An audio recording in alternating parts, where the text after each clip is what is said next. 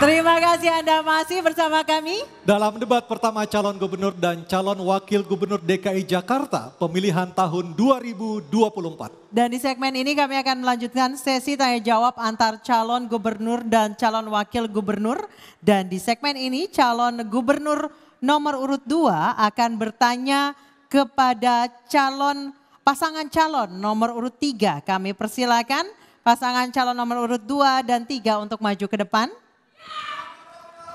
Baik, kami kembali mengingatkan, tenang dulu, kami kembali mengingatkan para pasangan calon untuk melakukan tanya jawab sesuai dengan tema debat, yakni penguatan sumber daya manusia dan transformasi Jakarta menuju kota global. Kami persilahkan kepada calon gubernur nomor 2 Bapak Dharma Pongrekun untuk bertanya kepada pasangan calon nomor urut 3 Bapak Pramono Anung dan Bapak Rano Karno atau Sidul. Bapak Dharma Pongrekun kami persilahkan waktunya 1 menit. Pak Pramono Anung, Mas Pram, senior saya, izin bertanya mengenai kebijakan yang Mas Pram sudah sampaikan untuk menempatkan CCTV di setiap RT RW supaya untuk mengantisipasi kejahatan. Mohon bisa disampaikan bagaimana operasionalnya, apakah hal tersebut dapat menyelesaikan kejahatan atau tidak sebaiknya dana tersebut digunakan untuk membangun perekonomian beradab supaya masyarakat perutnya dapat kerjaan, perutnya kenyang, kantongnya isi, sehingga adabnya muncul, ekonomi aman, sehingga Jakartaku aman, tidak perlu lagi menggunakan CCTV. Mungkin itu pertanyaan yang bisa saya sampaikan. Mohon tanggapan dari Mas Pram. Terima kasih. Baik, masih ada waktunya Bapak? Sudah cukup? Baik, selanjutnya kami persilakan pasangan calon nomor urut 3 untuk menjawab, waktunya 2 menit. Silakan. Bung Dharma yang saya hormati, gagasan ide dipasang CCTV di setiap RT RW adalah ide dan gagasan betul-betul ketika kami belanja masalah di bawah. Rakyat ingin mereka menjadi lebih aman, persoalan bullying, kekerasan, pencurian, dan juga yang tidak kalah pentingnya adalah narkoba.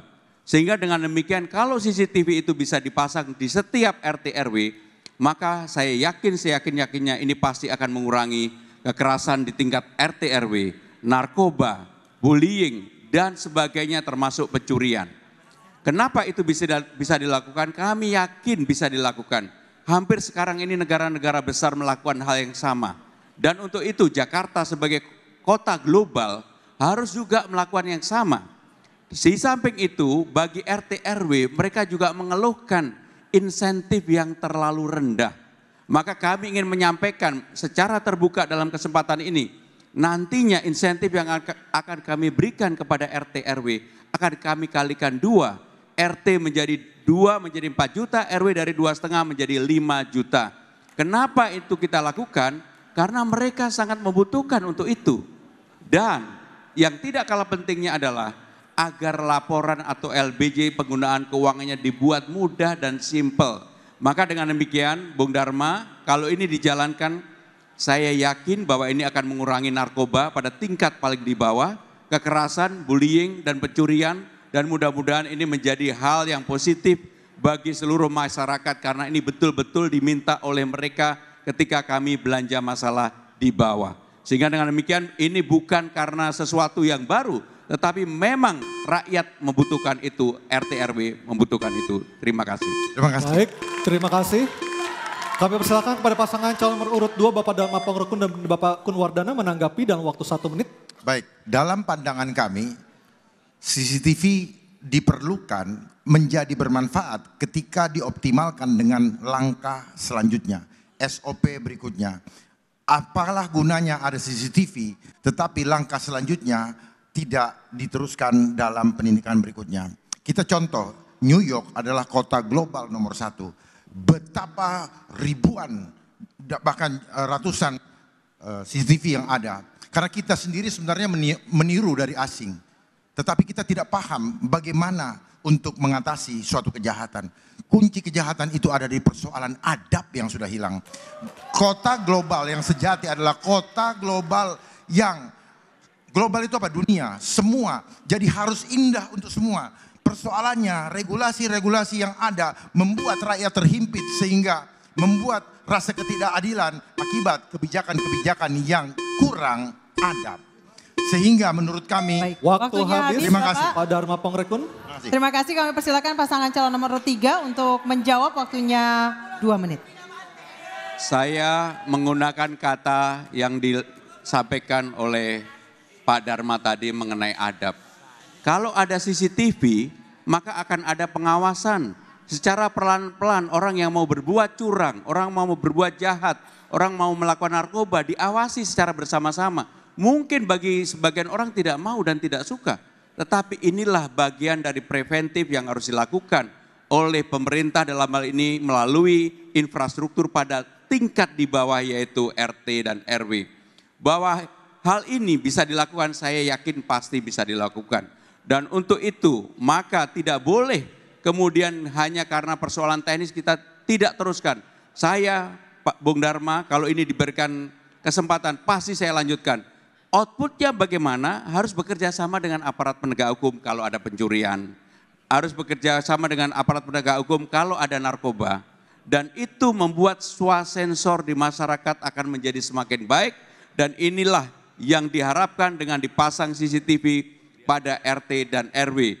Dan untuk itu, kenapa ini menjadi program kami? Kami serius untuk menangani ini karena ketika kami belanja masalah di bawah, hampir semua orang mengeluh tentang bullying, kekerasan, narkoba, pencurian. Bahkan kalau ini dilakukan maka apa yang terjadi? Orang mau selingkuh pun akan ketahuan. Maka dengan demikian inilah yang akan kami lakukan dan itu yang kemudian saya yakin hal adab yang tadi selalu Pak Dharma sampaikan, mudah-mudahan orang yang mau melakukan mereka tidak melakukan. Terima kasih, matur nuwun, matur nuwun. Masih ada sisa waktu, cukup? Cukup. Baik. Baik. Baik, kita berikan aplaus dulu untuk kedua pasangan calon gubernur dan pasangan calon wakil gubernur. Dan kami persilakan kepada pasangan calon nomor urut 2 untuk kembali ke tempat. Silakan. Dan tanya jawab akan kami lanjutkan. Kami akan mengundang pasangan calon nomor urut 1 untuk maju ke depan. Dan kali ini pasangan calon nomor urut 3 dan pasangan calon nomor urut 1 akan saling tanya jawab dan menanggapi. Kami persilahkan untuk calon gubernur nomor urut 3. Bapak Pramono Anung bertanya kepada pasangan calon nomor urut 2, Bapak Ridwan Kamil dan Bapak Suswono. Waktu Anda 1 menit, silakan. Kang Emil, Pak Suswono yang saya hormati, pertanyaan saya sederhana seperti ketika Kang Emil tanya saya tadi. Pengalaman Kang Emil sebagai gubernur dan juga sebagai wali kota di Bandung. Dan saya yakin bisa hal yang sama juga diterapkan di Jakarta kalau terpilih. Untuk itu pertanyaan saya sederhana, bagaimana Kang Emil dalam konteks untuk SDM transformasi menjadi kota global kepada kelompok disabilitas. Karena perbedaan Jakarta dan Bandung relatif hampir sama. Bagaimana cara menangani dan kenapa itu dilakukan? Untuk itu kami mohon jawaban. Terima kasih. Baik, waktunya masih ada Bapak? Terima Sudah kasih. cukup? Baik, kami persilakan pasangan calon nomor urut 1 untuk menjawab, waktunya 2 menit. Ya, dalam visi misi pasangan Ridho, kita ini membawa Jakarta baru karena ditinggal Nusantara sebagai ibu kota. Menuju Jakarta maju, naik kelas jadi kota global. Melalui prinsip apa? Melalui inovasi. Inovasi itu menghadirkan yang dulunya tidak ada menjadi ada. Dengan 2 nilai, berkeadilan dan sejahtera. Pertanyaan Mas Pram ini adalah konteks tentang berkeadilan.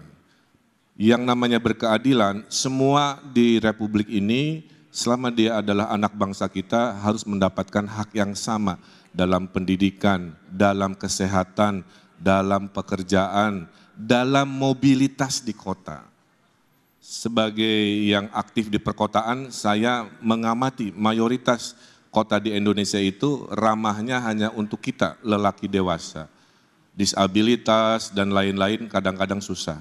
Waktu pengalaman saya reformasi semua perempatan-perempatan jalan, trotoar-trotoar dihadirkan dengan jalur disabilitas misalkan ya.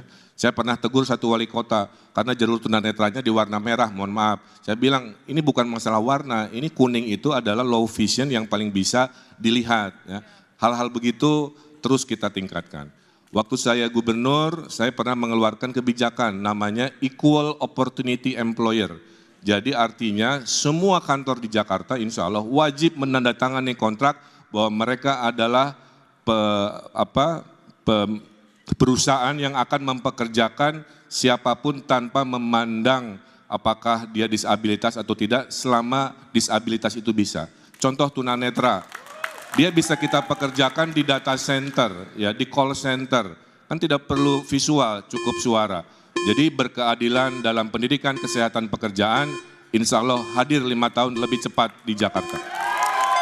Baik, silakan ditanggapi Bapak Pramono Anung dan Bapak Rano Karno atau Sidul, waktunya 1 menit, silakan. Dalam kesempatan ini hadir sahabat saya yang namanya Farhan Helmi dari Bandung dan juga Mbak Atun, adik dari Bang Dul. Kenapa saya menanyakan ini? Karena persoalan disabilitas di Jakarta maupun di Bandung kurang lebih sama. Tidak ada keberpihakan secara sungguh-sungguh dari pemerintah untuk menangani mereka. Bukan saya menyampaikan sesuatu yang mengarang. Teman saya Farhan Helmi sebagai ketua Dilat Disabilitas dan Lansia yang ada di Bandung selama ini untuk menyewa ruangan dan kantornya saja kesulitan. Bahkan untuk aktivitas sehari-hari juga mengalami kesulitan. Saya yang ada di Jakarta pada waktu itu karena dia sahabat saya, ini sudah bertahun-tahun yang lalu. Maka kamilah yang kemudian nanti bisa ditanyakan kepada sahabat saya yang namanya Farhan, kamilah yang kemudian memenuhi hal itu. Jadi praktek di lapangan seringkali berbeda dengan apa yang di luar lapangan. Terima kasih. Baik, terima kasih. Kami persilakan pasangan calon nomor urut 1 untuk memberikan tanggapan dari pernyataan pasangan calon nomor urut 3, waktunya 1 menit, silakan. Ya, ibu saya mengatakan kalau dianggap salah saya mau minta maaf Mbak Farhan. Kalau dirasa masih belum cukup, saya tidak akan excuse. Cuman kalau mau adil Mas Pram, perubahan sebelum saya menjabat pemimpin dengan setelah saya menjabat pemimpin, perubahannya itu banyak. Mungkin tidak 100% ya. Mungkin tidak bisa 100%, nobody perfect juga kan. Tapi kalau ditanya dengan angka, saya bisa membuktikan betapa perubahan-perubahan untuk golongan disabilitas itu sangat signifikan. Tapi mungkin belum menyentuh 100%. Jadi kalau kurang saya minta maaf, tapi kalau saya nanti jadi gubernur, mari kita bekerja bersama-sama memastikan Jakarta ramah untuk semua, khususnya kaum disabilitas, baik tadi urusan sewa gedung, untuk acara, pekerjaan, pendidikan maupun kesehatan. Terima kasih. Terima kasih. Dan mohon tenang, kami persilakan kepada pasangan calon nomor urut 1 untuk kembali ke tempat. Dan selanjutnya kami akan mengundang pasangan calon nomor urut 2, Bapak Dharma Pongrekun dan Bapak Kunwardana untuk maju ke depan. Oke, kami persilakan kepada pasangan calon nomor urut 2. Dan juga kami persilakan saat ini, kami persilakan waktunya kepada Bapak Pramono Anung untuk bertanya kepada pasangan calon nomor urut 2, waktunya 1 menit. Sebagai mantan wakil ketua BSSN, salah satu tanggung jawab yang paling utama BSSN adalah mengenai data privasi. Dan beliau ini adalah sebagai orang yang karirnya di BSSN cukup panjang, karena sebelumnya menjadi deputi dan sekarang terakhir menjadi wakil kepala BSSN. Bagaimana dan apa yang Bapak lakukan untuk hal yang berkaitan dengan privasi data yang sekarang ini bisa dicuri di mana-mana. Dan untuk itu karena ini merupakan bagian dari tanggung jawab BSSN, mungkin Bapak bisa menjelaskan kepada kami. Terima kasih. Baik, masih ada waktunya Bapak? Cukup. Cukup, baik. Pasangan calon nomor urut 2 silakan untuk menjawab, waktunya 2 menit. Terima kasih Mas Pram. Saya ada di BSSN karena beliau.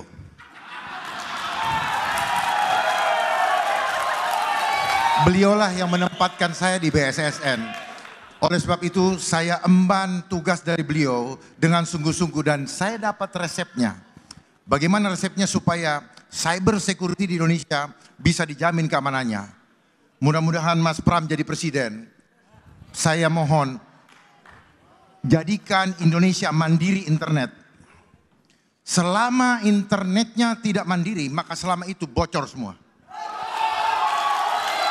1000 kali kita mengganti password, apapun yang kita lakukan bocor. Jadi tidak ada satupun di ruang cyber ini yang aman. Contoh PDN. PDN aja kebocoran di maling, yang maling ngomong baru ketahuan. Padahal detik ini semua data kita udah bocor. Jadi saya paham betul mengenai dunia IoT. Globalisasi adalah dunia tanpa batas, tapi dibatasi di ruang internet. Oleh sebab itu, kalau kita tidak sungguh-sungguh membuat internet mandiri, maka semuanya adalah bocor. Makanya dibilang artificial intelligence. Artificial intelligence itu artinya apa? Alat intelijen, alat yang memata-matai tanpa kita sadari. Dosa kita ada semua di gadget. Makanya kalau ada kasus diambil gadgetnya, stresnya setengah mati. Oleh sebab itu, mari Mas Pram, saya dukung Mas Pram menjadi Presiden Republik Indonesia. Dan saya akan menjadi staf ahli khusus bidang cyber security. Dan cyber security adalah isu yang tidak akan pernah selesai. Karena itu adalah, dengar baik-baik, cyber security itu adalah industri. Kalau Waktunya habis. Waktunya sudah habis Pak Dharma Bapak, terima Pongrekun, kasih. terima kasih. Kami Baik, persilakan, tenang dulu. Kami persilakan Oke. kepada paslon nomor urut 3 untuk menanggapi, waktunya 1 menit. Yang pertama, Bung Dharma, saya tahu memang Bung Dharma ini untuk urusan BSSN sebenarnya kapasitasnya, kapabilitasnya bukan sebagai wakil tapi sebagai ketua aja. Tetapi beliau sebagai wakil, kalau sebagai ketua bintangnya naik sebenarnya. Saudara-saudara sekalian, data sekarang ini adalah betul-betul menjadi sesuatu yang penting. Maka menjadi tugas negara untuk memproteksi data tidak keluar kemanapun. Maka untuk itu harusnya BSSN bekerja sama dengan Kominfo untuk melakukan proteksi tentang data dan tidak mudah-mudahan tidak mudah untuk dicuri oleh siapapun. Sehingga dengan demikian Bung Dharma, saya sama sekali tidak membantah apa yang beliau sampaikan, saya mengucapkan terima kasih. Tetapi doa yang terakhir tadi, harapan yang terakhir bagi saya cukup maju Pilkada DKI saja. Terima kasih. Baik, Terima kasih. terima kasih. Selanjutnya. Oke, baik. Tenang dulu, tenang dulu. Mohon tenang. Tenang dulu, terima kasih. Selanjutnya kami persilakan pasangan calon nomor urut 2 untuk memberikan tanggapan dari pernyataan pasangan calon nomor urut 3. Waktunya 1 menit, silakan. Baik. Sekali lagi terima kasih Mas Pram. Saya bisa bintang 3 karena Mas Pram. Jadi hubungan emosional ini tidak bisa kami lepaskan sampai Tuhan memanggil kami. Betul Mas Pram? Bukan karena rivalitas ini menghentikan silaturahmi kami.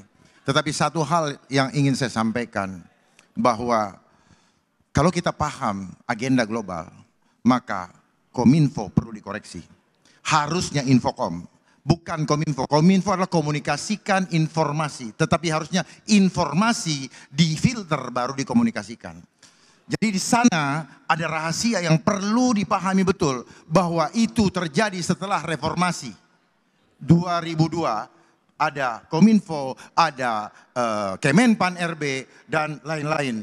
Sehingga saya paham betul agenda-agenda apa yang terjadi di situ. Makanya muncullah ITE dan ternyata banyak persoalan di media sosial. Baik. Terima kasih Baik, Bang terima Pram. kasih. Mohon Terima maaf kasih. kalau Kita berikan aplaus yang paling meriah di Saya segmen ini menjalankan untuk tugas. ketiga pasangan calon.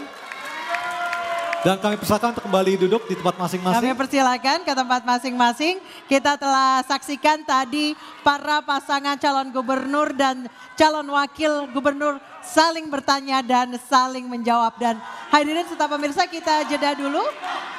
Dan tentunya kami akan kembali dengan segmen para calon gubernur dan calon wakil gubernur akan menyampaikan pernyataan penutup di debat pertama ini. Tetap bersama kami.